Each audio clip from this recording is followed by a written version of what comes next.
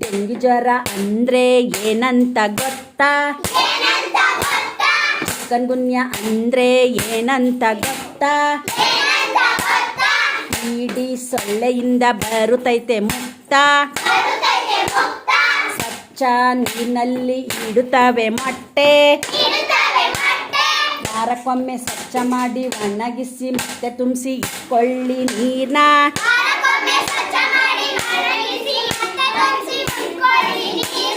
Dengue ಜ್ವರ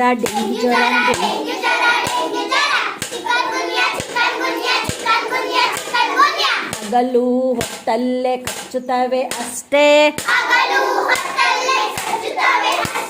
ತೀರ ಜ್ವರ, ತಲೆನೋವು, ಕಣ್ಣು ನೋವು ಇದರ ಲಕ್ಷಣ.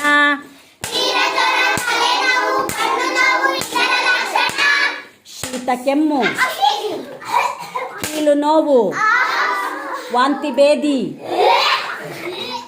ಶೀತ, ಕೆಮ್ಮು, ಕೀಲು ನೋವು, ವಾಂತಿ ಭೇದಿ ಕೂಡ ಇದರ ಲಕ್ಷಣ.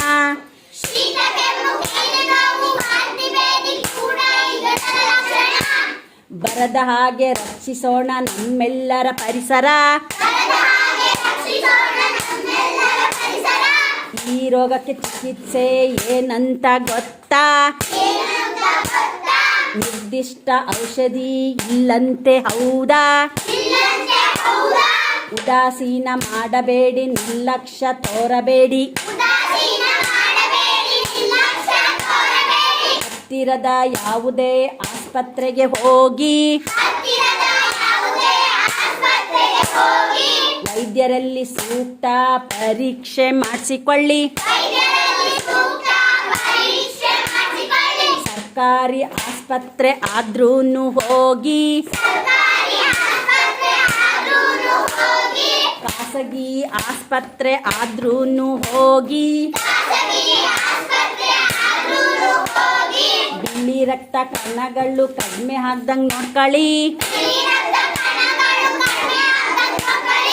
ಅಮೂಲ್ಯ ಜೀವವ ಉಳಿಸಿಕೊಳ್ಳಿ ನೀವು. ಡೆಂಗ್ಯೂ ಜ್ವರ